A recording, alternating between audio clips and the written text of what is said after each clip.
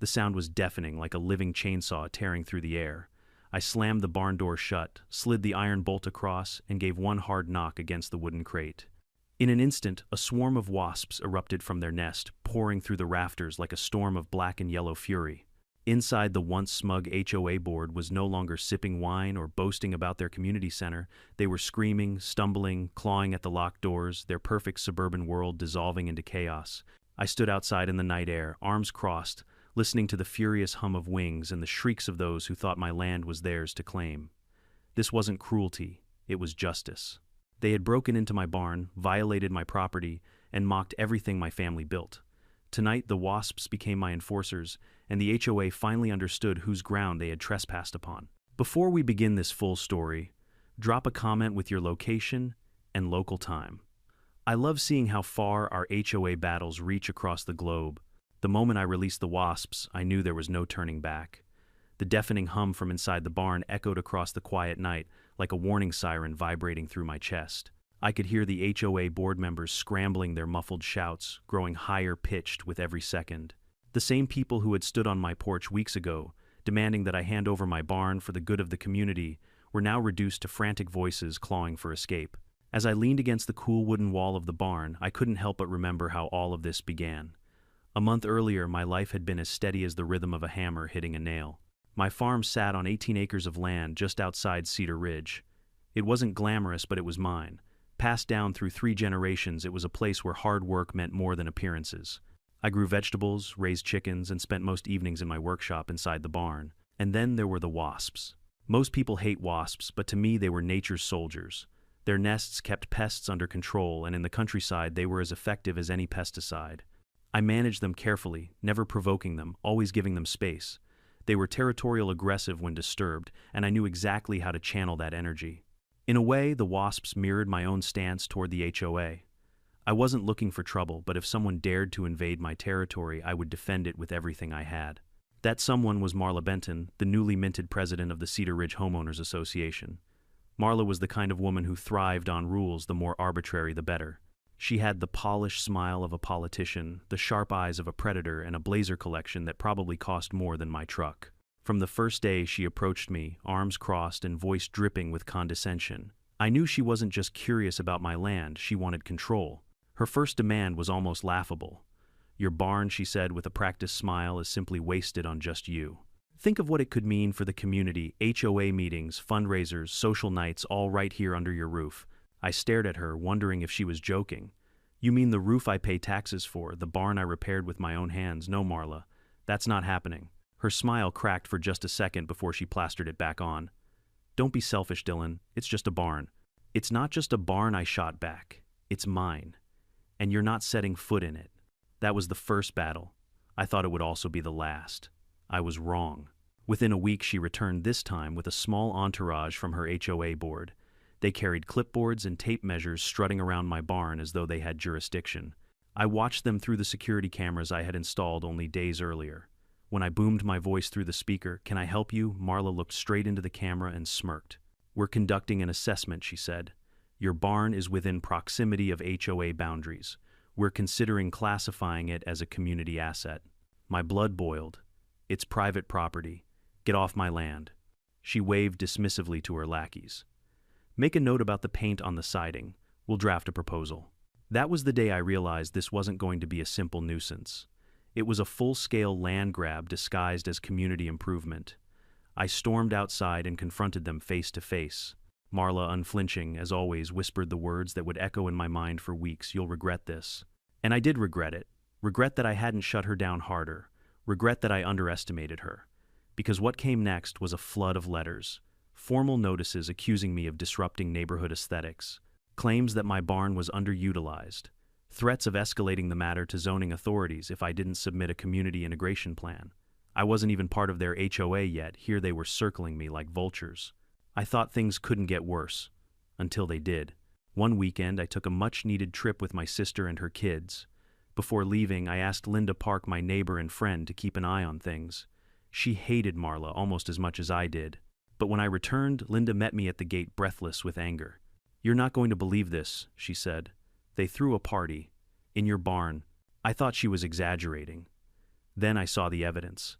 Streamers tangled in the trees, plastic cups scattered in the grass, the doors of my barn slightly ajar. Inside the scene was even worse. Tables, chairs, and half-deflated balloons littered the place. Someone had even moved my tools to make room for their decorations. And worst of all, one of my wasp enclosures had been tampered with the lid slightly ajar. They had poked and prodded at my living sentinels, thinking it was funny. That was the moment something snapped inside me. The letters I could ignore, the threats I could laugh off. But breaking into my barn, violating my property, disrespecting the very creatures I cared for, that was war. I gathered every shred of evidence from the cameras. Photos of Marla clinking glasses with her HOA cronies inside my barn. Video of them dragging catering tables through the dirt. And yes, even footage of Marla herself picking up a jar of honey I'd harvested, holding it like a party favor. I marched straight to the sheriff with the evidence, but he gave me the same line I'd heard before. They'll lawyer up. They'll call it a misunderstanding. A misunderstanding, as if trespassing and theft were just casual mistakes. That night, as I sat on my porch staring at the barn, I realized the law would move too slowly. Marla knew how to bend rules and stall cases. If I wanted to protect my land, I needed to think smarter. And that's when the plan formed. I would bait them, make them think I'd given up, let them sneak back in. And then when they thought they'd won, I'd lock the doors and let the Wasps speak for me. Standing there in the cool night air, listening to the chaos inside the barn, I knew the plan had worked. The HOA wanted my barn. Tonight they got it along with a swarm of furious wasps, reminding them exactly whose property this was. And this was only the beginning. The night I locked Marla and her cronies inside the barn with the wasps replayed in my head like a fever dream. Their shrieks, the pounding on the walls, the frantic rattling of the doors, it was a soundtrack of chaos I would never forget. But even as I stood outside, savoring my victory, I knew this was far from over. People like Marla didn't crumble overnight. They regrouped, they plotted, and then they struck back twice as hard. The next morning I awoke to find a thick envelope stuffed into my mailbox. The HOA's logo was embossed across the top in garish green letters. I tore it open and read the pompous script. According to the letter I had engaged in, reckless and malicious conduct, endangering community members, and failed to uphold standards of public safety. The gall of it almost made me laugh. They had trespassed on my property, broken into my barn twice, tampered with my wasp enclosures, and yet here they were accusing me of being the danger. I set the letter down on the kitchen table and rubbed my temples. This wasn't just pettiness anymore. This was a declaration of war printed in legalese. I could already picture Marla, her hair perfect as always, pacing in her living room while dictating the letter to one of her obedient board members. She'd probably framed herself as a victim, a brave leader trying to restore order in the neighborhood. If only the rest of Cedar Ridge knew the truth. Well, they were about to. I called Linda over that afternoon. She arrived carrying a tray of coffee, her eyes sharp with curiosity. What now, she asked. I pushed the HOA's letter across the table. She scanned it, then snorted. Unbelievable.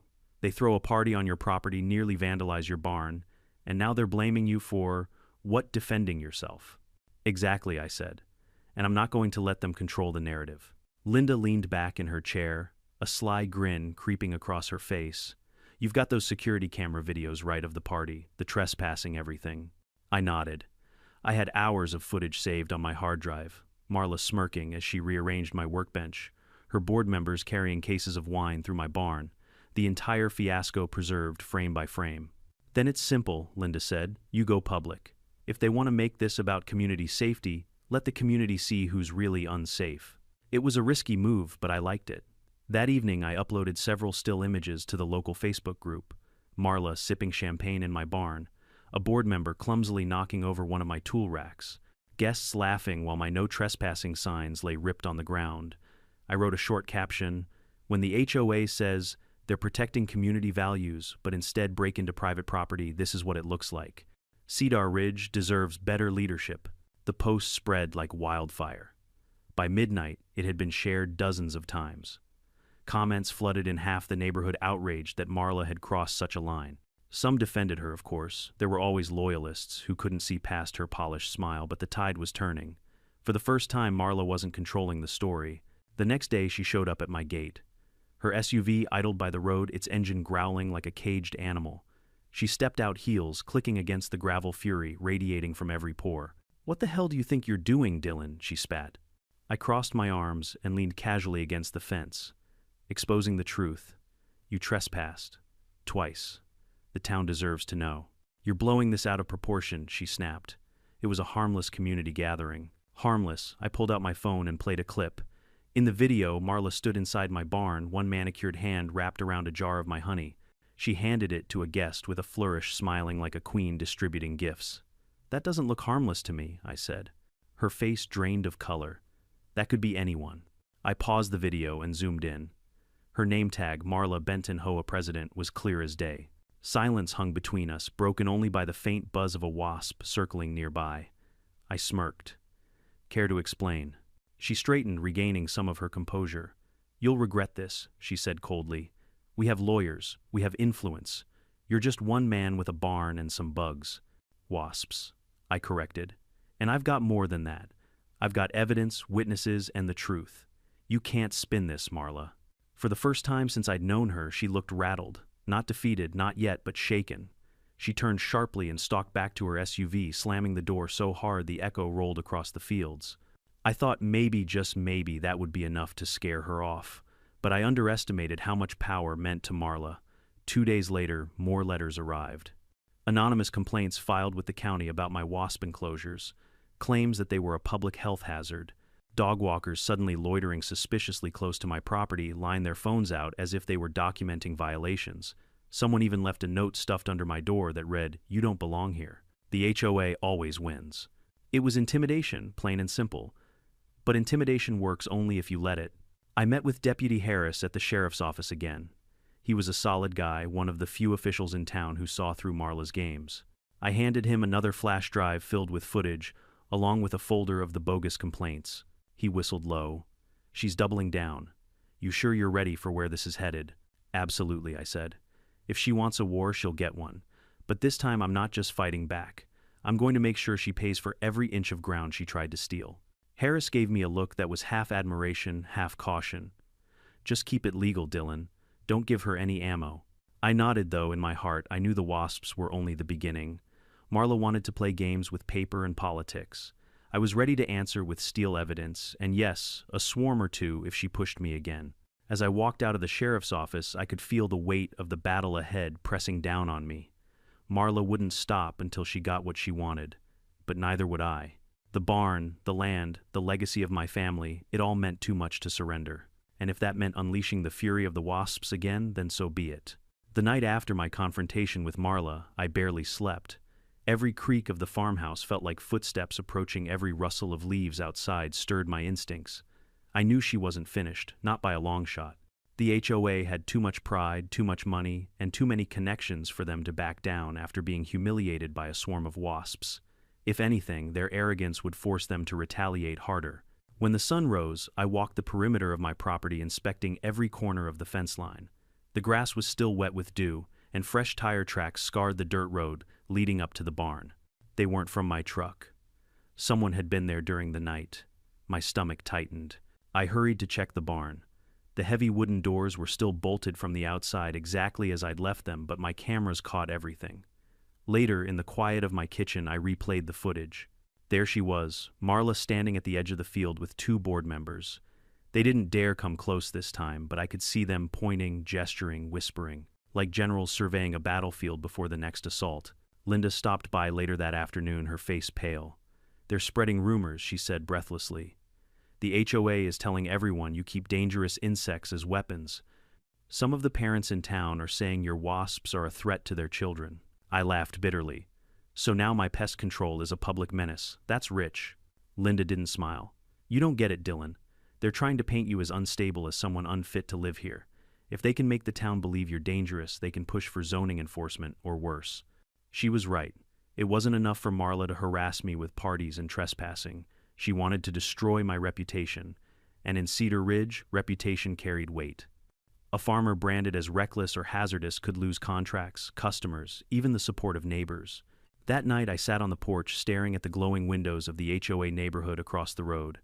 Each identical house looked like a clone of the next, perfect lawns, manicured shrubs, and driveways lined with matching SUVs.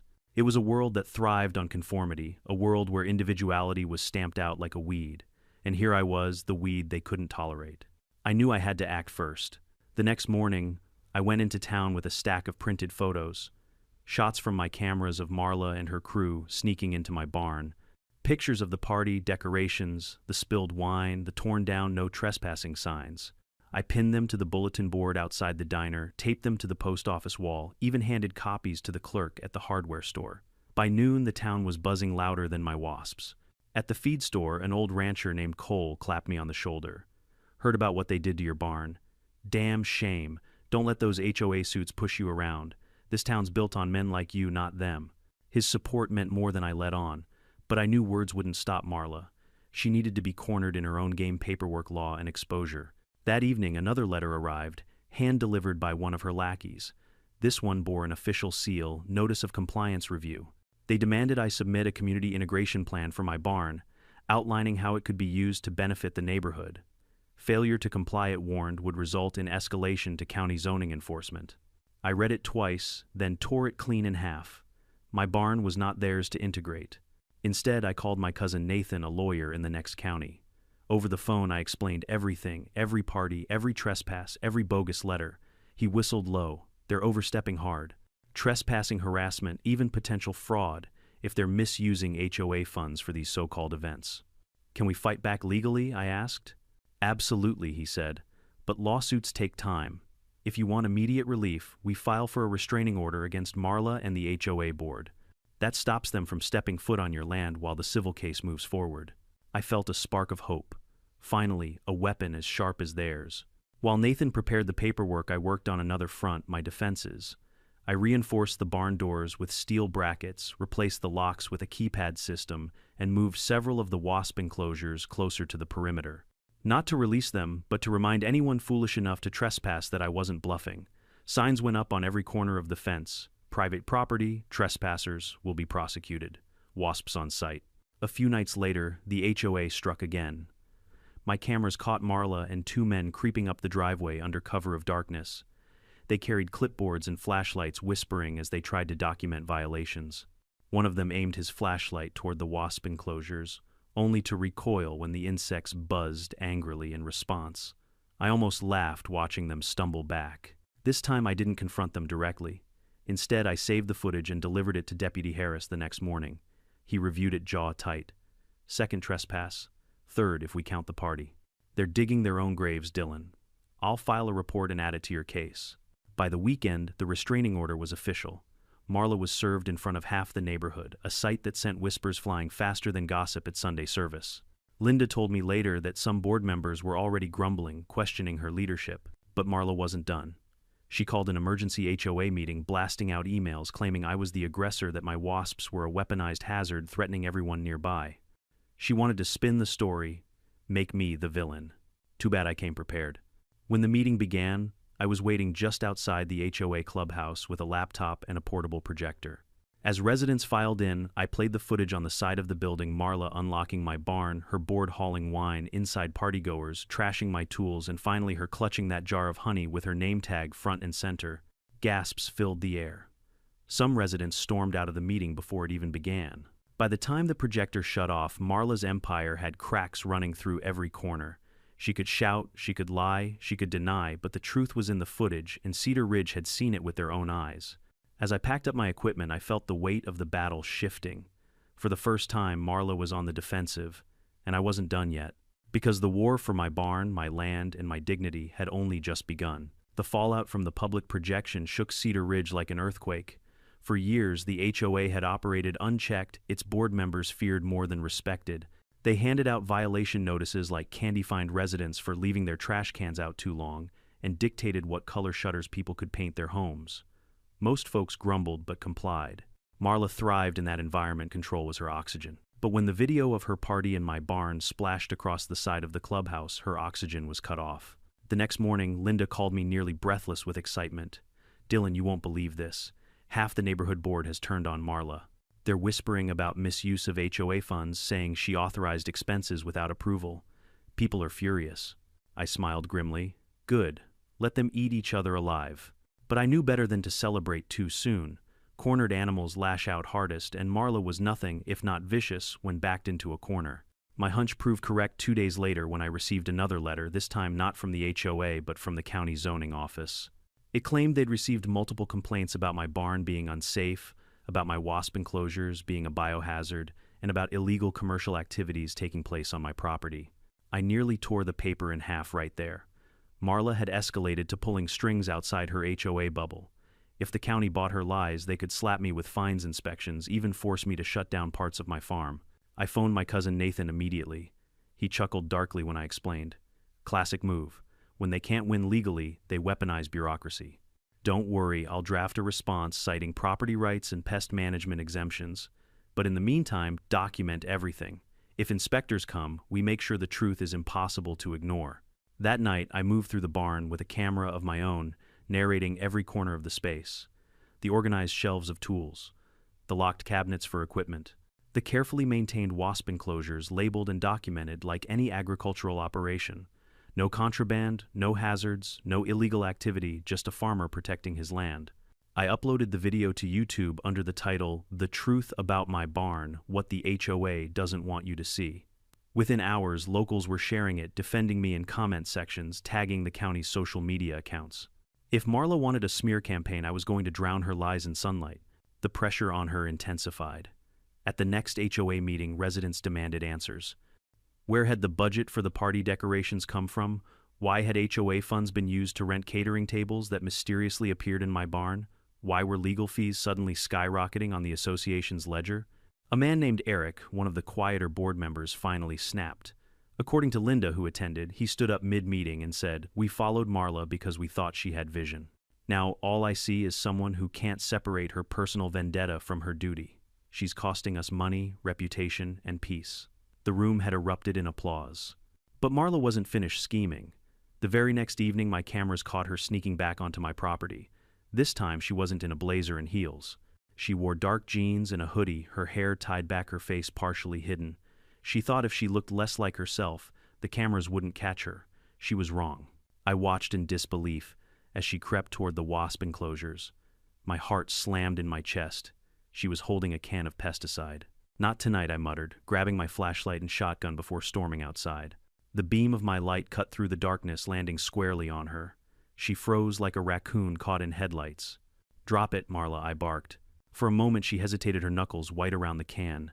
Then she let it fall to the dirt with a hollow clank. "You've lost your mind," I said, stepping closer.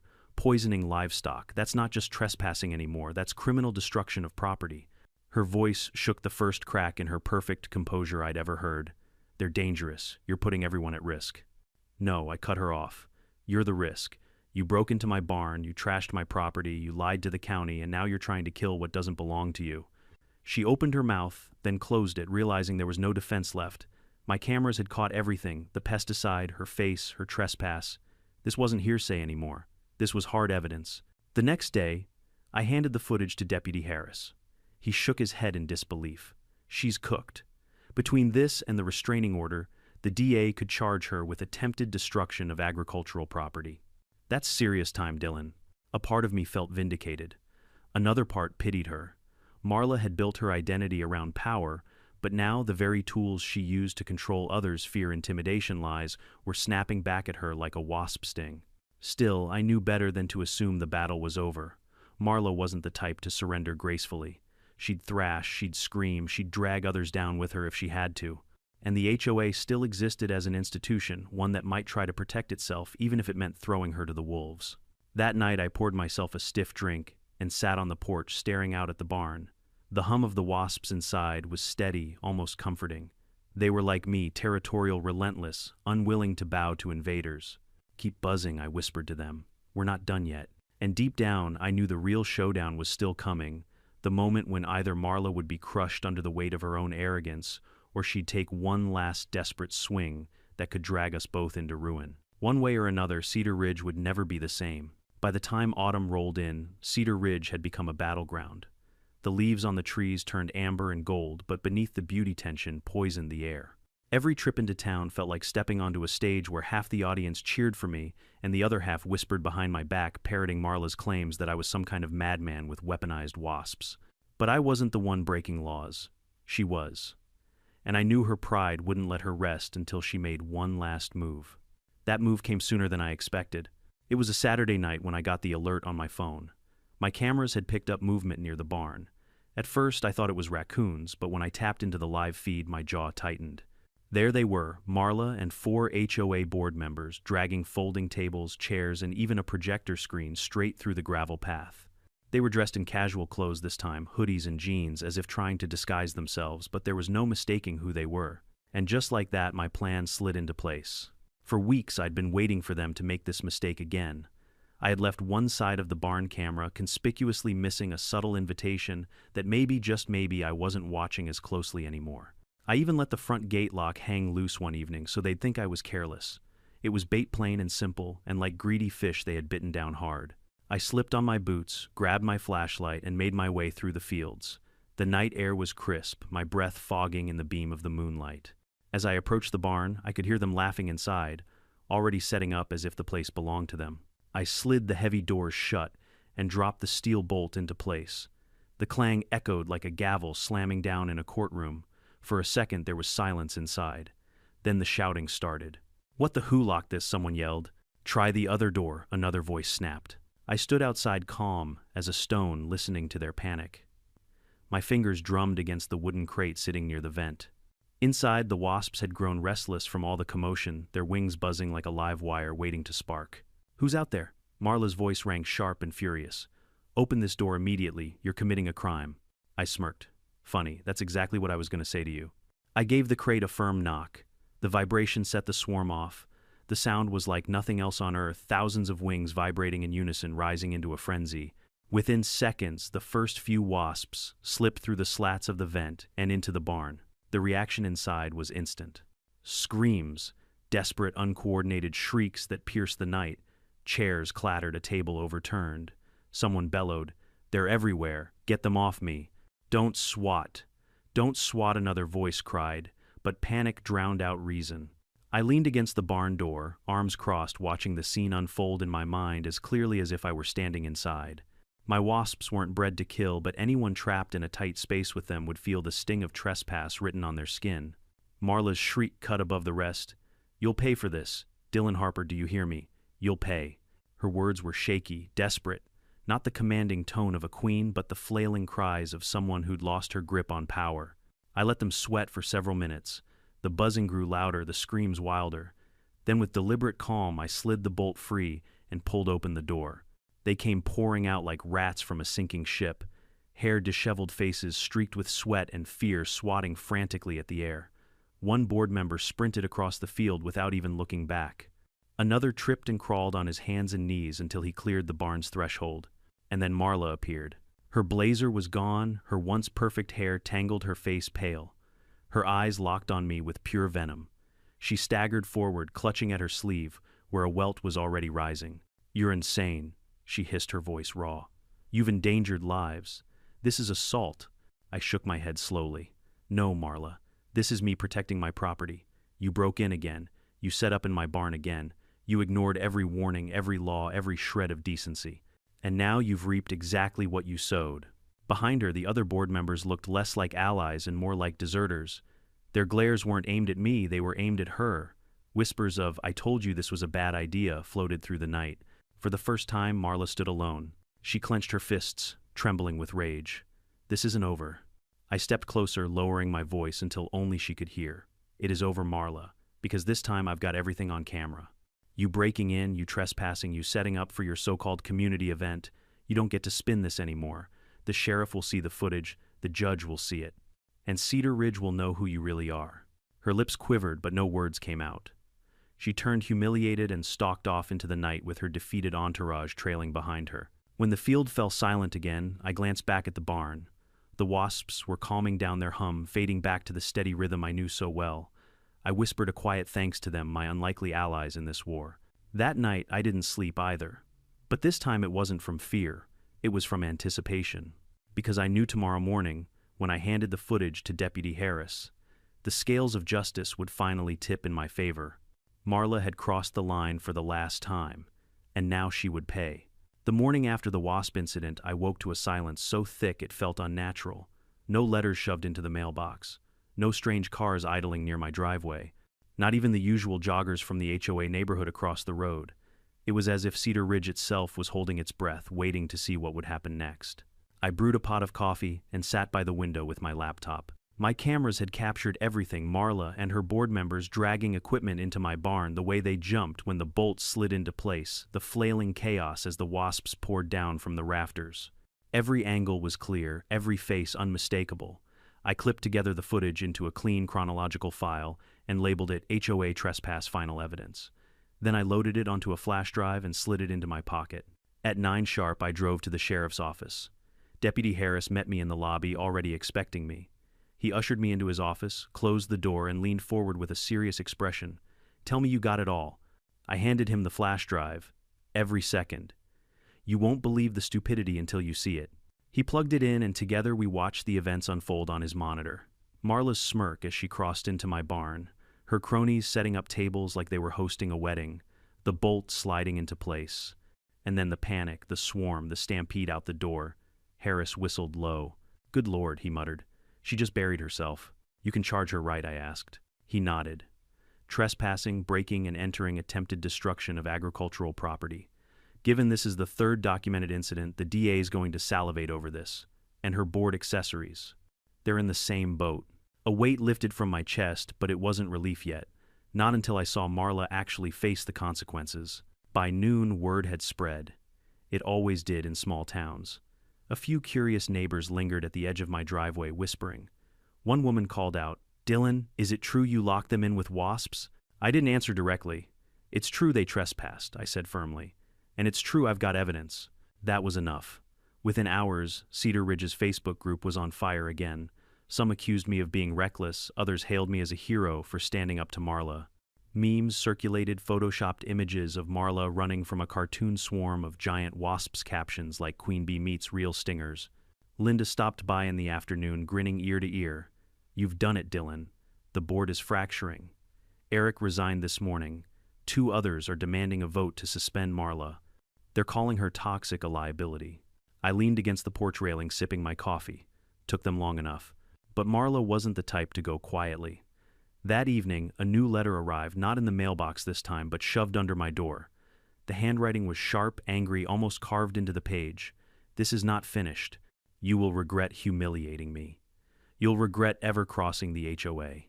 I laughed bitterly. Even now, she clung to the delusion of power, as if a handwritten threat could erase her crimes. I slipped the note into an evidence folder and locked it away. Every move she made was just more rope to hang herself with. 2 days later, the county inspectors arrived. Clipboards in hand, neon vests gleaming, they walked the perimeter of my barn with tight expressions. "We've had several complaints," one of them said, eyes flicking to the wasp enclosures. I braced myself. This was Marla's last weapon, bureaucracy. If they ruled my farm unsafe, she could claim victory even in disgrace. But I was ready. I showed them the meticulous records. I kept the maintenance logs, the pest control exemptions under state law. I walked them through the barn, pointing out every safety measure I'd installed, locks, ventilation signage. When they tried to push, I countered with statutes I'd studied late into the night. After 3 tense hours, the lead inspector closed his clipboard. "Everything appears compliant." The complaints were exaggerated. I couldn't resist smirking. Exaggerated, try fabricated. When they left, I knew the tide had fully turned. Marla's last gambit had failed. That weekend, the HOA called an emergency meeting. The clubhouse parking lot overflowed with cars, residents buzzing louder than my wasps. Linda attended, and later recounted the chaos to me. People tore into her, "Dylan. Parents furious. She put their kids at risk by sneaking into your barn. Members demanding to know how much HOA money was wasted on her parties. She tried to spin it, of course, claimed you manipulated the footage, that you staged the whole thing, but no one bought it. Not after the inspector's report cleared you." And then I asked. Linda's eyes sparkled. "And then they voted. Marla's out, removed as president, effective immediately." The words settled over me like the first breath after surfacing from deep water. For months she had poisoned my life, invaded my land, twisted the truth, and now she was finished. Or so it seemed.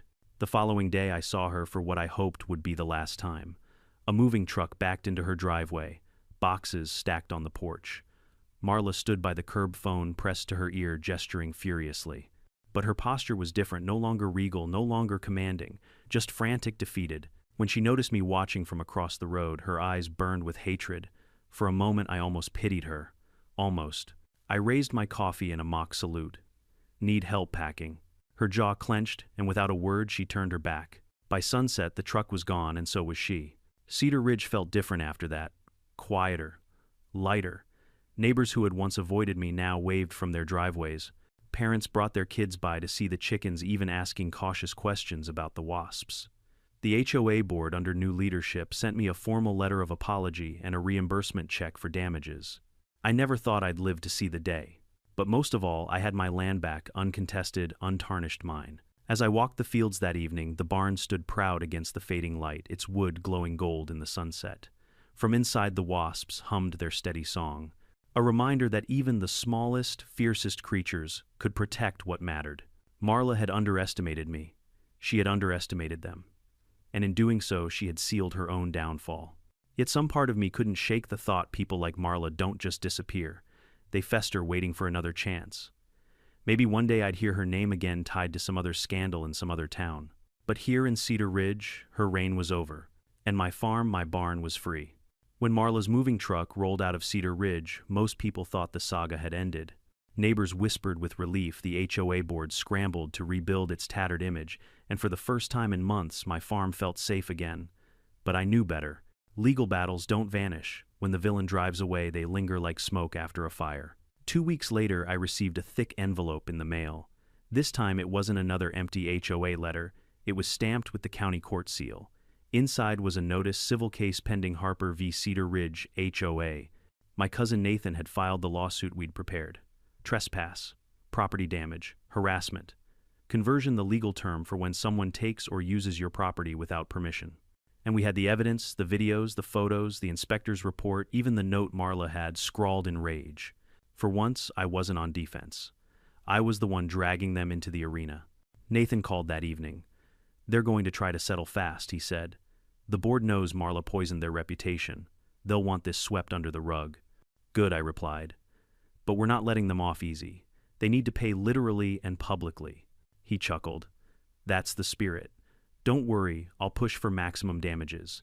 You'll get compensation for the barn repairs, lost honey sales, legal fees, the works. It wasn't just about the money.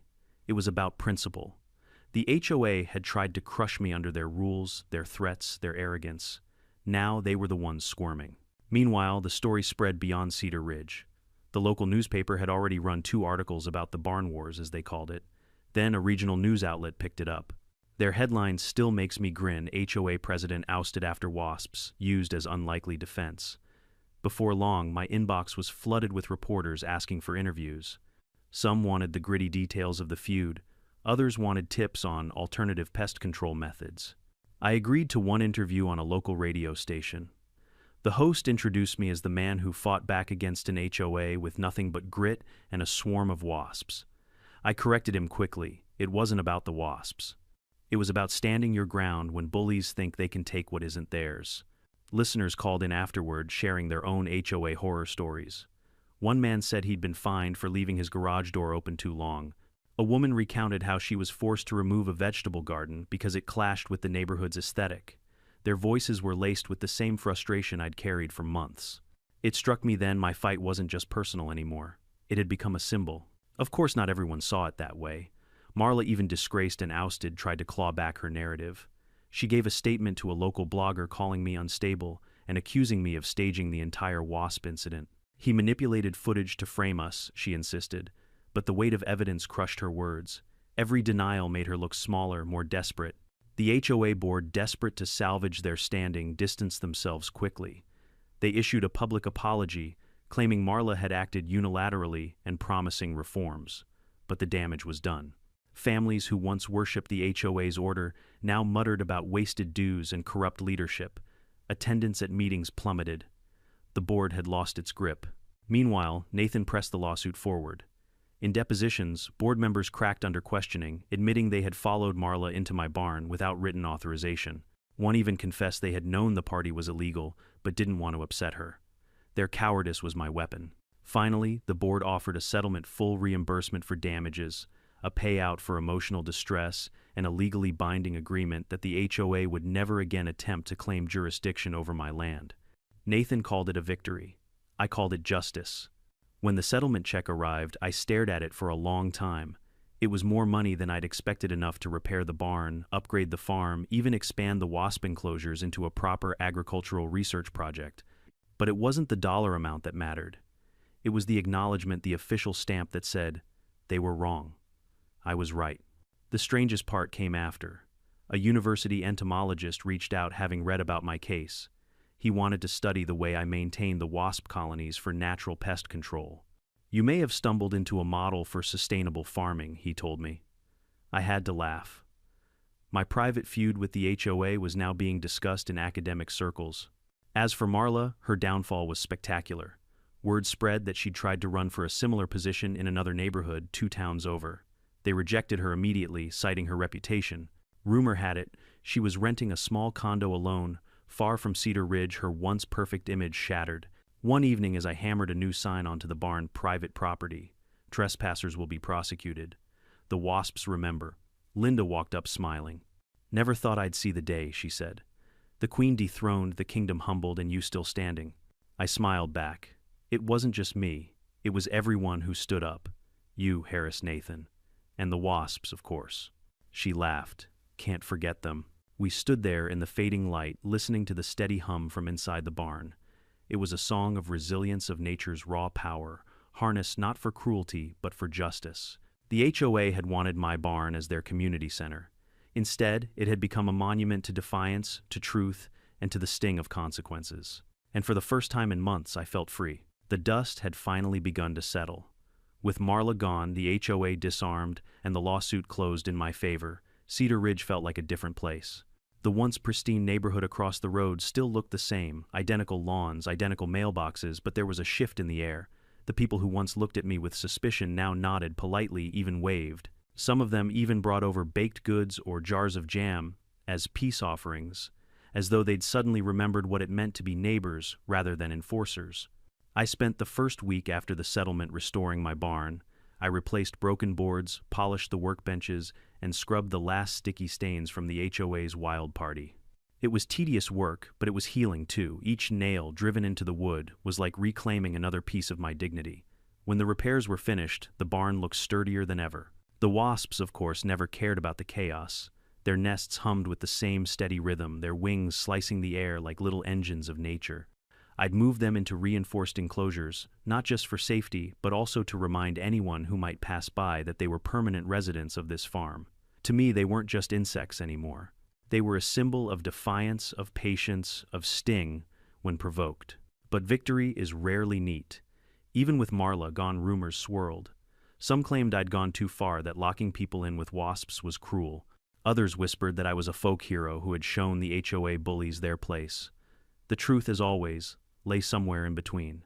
I hadn't sought glory. I'd sought respect for boundaries. One evening, Linda joined me on the porch. She brought her usual thermos of sweet tea and plopped down in the chair beside me. So she said, staring out at the glowing barn, "Do you think it's really over?" I considered her question. Over with Marla, yes. Over with the HOA. Maybe not. Power doesn't just die, it finds new hands. She nodded. Still, you've shown them you're not a man to push around. I chuckled. Maybe. Or maybe I've just made myself the one guy they'll never stop whispering about. She leaned over and clinked her thermos against my glass. Better whispered about than walked over. That night after she left, I stood at the edge of the field and looked back at the barn. A new sign hung on the door, the one I'd hammered in after the lawsuit, private property, the Wasps remember. It wasn't just a warning to trespassers. It was a promise to myself. Weeks passed and life slipped into a rhythm again. I harvested vegetables, repaired fences, and spent evenings sketching plans for expanding the farm. Nathan encouraged me to use some of the settlement money to build a second structure, a greenhouse maybe, or even a small honey processing shed. Turn your fight into growth, he said. I liked the sound of that. Meanwhile, the new HOA board made sweeping changes. They cut dues, scrapped half the old rules, and even sent out a letter asking residents to propose their own community projects.